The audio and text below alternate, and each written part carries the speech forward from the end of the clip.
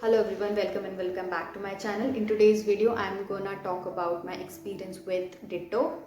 था मेरे पास लिंक्डइन से नोटिफिकेशन आया था कि डिटो हायर कर रहा है, तो मास हायरिंग थी शायद, तो मैंने उसके लिए मल्टीपल लैंग्वेज के लिए मैंने उसमें कोई भी लैंग्वेज, अगर आप कोई भी लैंग्वेज बोल सकते हैं, आप अगर इंग्लिश में बात कर सकते हैं तो पर्टिकुलरली तो आप अप्लाई कर सकते हैं।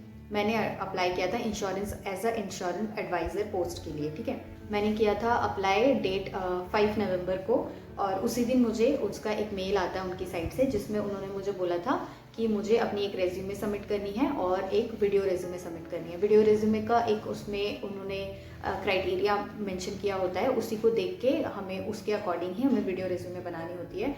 उसमें वो लोग 3 क्वेश्चन पूछते हैं, उसी क्वेश्चंस के आंसर्स हमें उसमें रिकॉर्ड करने हैं एंड देन हमें सेंड कर देने हैं। और आप रीट्राई आराम से ले सकते हैं, कोई इशू नहीं है। मैंने भी लिए थे रीट्राई, क्योंकि उनका बेसिक क्राइटेरिया होता है कि आप जो भी अपना आंसर बोल रहे हैं वो क्लियर और क्रिस्प हो आप। तो ये मेरा रेज्यूमे था जो मैंने 5 नवंबर को सबमिट कर दिया था। देन उसी दिन मेरे पास एक मेल आता है जिसमें उन्होंने मुझे 2 टॉपिक्स दिए थे रेडी करने के लिए, जो कि मेरे 7 नवंबर को इंटरव्यू होने वाले थे। बेसिकली वो एक ग्रुप डिस्कशन था, वो मेरा सेकेंड राउंड था।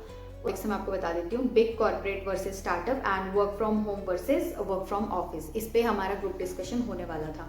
तो ग्रुप डिस्कशन था 7 नवंबर को, जो कि अच्छे से हो गया था। दोपहर में हुआ था, 2 आवर्स का हमारे पास टाइम था जिसमें होने वाला था। पहले अपना इंट्रोडक्शन देना था, देन हमें अपना ग्रुप डिस्कशन करना था, उसके बेस पे आगे हमारा इवैल्यूएशन होने वाला था।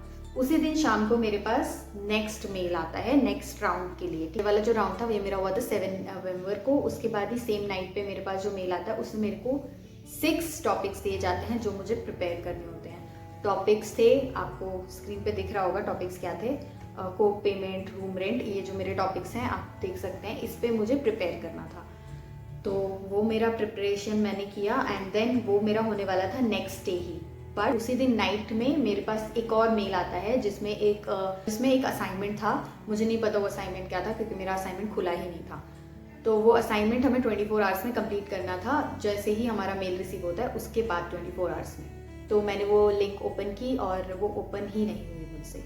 मैंने फ़ोन पे ट्राई किया, मैंने लैपटॉप में ट्राई किया, मैंने पता नहीं क्या बार बार बफर हो रहा था, वो ओपन नहीं हुआ। मैंने उनको मेल किया कि जो भी आपने लिंक भेजा है वो मैं एक्सेस नहीं कर पा रही हूँ, कोई रिस्पॉन्स नहीं आया। बट नेक्स्ट डे मेरा दूसरा राउंड भी था जो मैंने पहले बताया, वो राउंड होने वाला था, तो मैं उसके लिए प्रिपेयर करने लगी। वो उसमें हमारे पास दिया गया था HDFC अर्गो ऑप्टिमा का एक पॉलिसी थी, उसमें पूरी पॉलिसी मेल में आई थी, वो मुझे डाउनलोड करनी थी बस, और उसको पूरा जो पॉलिसी दिया गया था वो मुझे प्रिपेयर करना था अच्छे से समझाने के लिए। तो मैंने ऑलमोस्ट 1.5 डे मान लीजिए मेरे पास उसे प्रिपेयर करने का था, और 51 पेजेस थे उसमें टोटल जो मुझे प्रिपेयर करने थे, इंक्लूडिंग उनका कैलकुलेशन। मेरा जो इंटरव्यू था वो मेरा दोपहर में हुआ था 10 नवंबर के 2:20 के अराउंड, 2:20 के अराउंड मेरा इंटरव्यू था। उसमें जो भी HR थी या जो भी उनकी टीम थी, वो एक लेडी थी, वो आई थी। उन्होंने मुझसे क्रॉस क्वेश्चंस किए, मैंने आंसर किए। एक आंसर मैंने गलत किया, मुझे पता था कैलकुलेशन वाइज था, पर मैंने उन्हें बोला था कि मैंने पूरी वो पढ़ी है, बट मैं कैलकुलेशंस नहीं बता पाऊंगी क्योंकि वो मुझे याद नहीं है। क्योंकि वो मुझे स्पेसिफिक क्वेश्चन कर रहे थे कि इस वाले पॉइंट में या इस वाले टॉपिक में उन्होंने कितना परसेंट दिया है। तो ऑब्वियसली कोई भी पॉलिसी हम उसको बाय हार्ट रट तो नहीं सकते हैं। तो मैंने वही चीज़ बोली थी कि मुझे एग्जैक्टली नंबर याद नहीं कितना उसमें मेंशन है, मैंने पढ़ा सब कुछ है, बट उसमें ये जो टॉपिक है उसमें ये चीज़ बोली गई है। बेसिकली मैंने एक्सप्लेन कर दिया उसमें क्या बोला गया, बट कितना परसेंट उसमें डिस्काउंट बोल लो या कितना परसेंट का उसमें वो दिया गया था, क्राइटेरिया लिखा हुआ था, वो मुझे एग्जैक्ट याद नहीं था। वो मैंने उनको बताया, तो उन्होंने कहा ओके। देन जो ऐसा भी था इंटरव्यू हो गया। तो ये मेरा था 5th राउंड। पहला था, लास्ट में मुझे HR ने बोला था कि अब जो राउंड होगा वो सीधा आपके मैनेजर के साथ होगा। जो भी मैनेजर हैं या CEO हैं, कोई भी एक लेंगे। जो भी स्टार्टअप कंपनी है तो बहुत ज़्यादा बड़ी टीम नहीं है, तो उन्होंने कहा था CEO या मैनेजर के साथ होगा। उसमें आपको ज़्यादा कुछ नहीं करना, बस आपका नॉर्मल बेसिक इंट्रोडक्शन होगा, वो बस आपको जानने की कोशिश करेंगे। कहा ओके ठीक है, जैसा भी है। देन उन्होंने मुझे एक मेल भेजा शाम को, फिर से मेरे पास एक मेल आता है असाइनमेंट, एक और असाइनमेंट के लिए। उन्होंने उस पर टास्क 3 लिखा था, मुझे समझ नहीं आया टास्क 1 2 कैसे उन्होंने इवैल्यूएट किया, बट उसमें टास्क 3 लिखा हुआ था। और उसमें एक और असाइनमेंट था जिसमें एक लिंक थी, वो मुझे दोबारा से असाइनमेंट करना था, 24 आवर्स में कंप्लीट करना था, वरना वो डेट एक्सपायर हो जाएगी तो लिंक नहीं खुलेगा। मैंने सोचा ठीक है, पिछले वाला नहीं खुला, ये वाला देख लेते हैं। खोल के देखा, वो भी नहीं खुला। मैंने उसके लिए उनको 2-3 मेल किए, फॉलोअप मेल्स भी किए कि मेरा आपने जो भी लिंक दिया वो मुझे पहले ही दिखा रहा है कि एक्सपायर हो चुका है, जबकि आपका जो मेल है वो मुझे रात को 2 बजे रिसीव हुआ था और मैं अभी दोपहर के 2 बजे अटेम्प्ट कर रही हूँ। पर उन्होंने उसका कोई रिस्पॉन्स नहीं किया। उनका 2 से 3 घंटे बाद मेरे पास मेल आता है कि अब हम आगे कंटिन्यू नहीं कर सकते। जो भी है बेसिकली वहाँ पे मेरा रिजेक्शन का मेल आ गया। फिर मुझे समझ नहीं आया कि इन्होंने इवैल्यूएट कैसे किया, क्योंकि उन्होंने पहले मेरा जो भी असाइनमेंट था बिना रिसीव किए ही मुझे डिक्लेयर कर दिया कि हम वो मुझे एक्सेप्ट नहीं करेंगे। That was about my experience.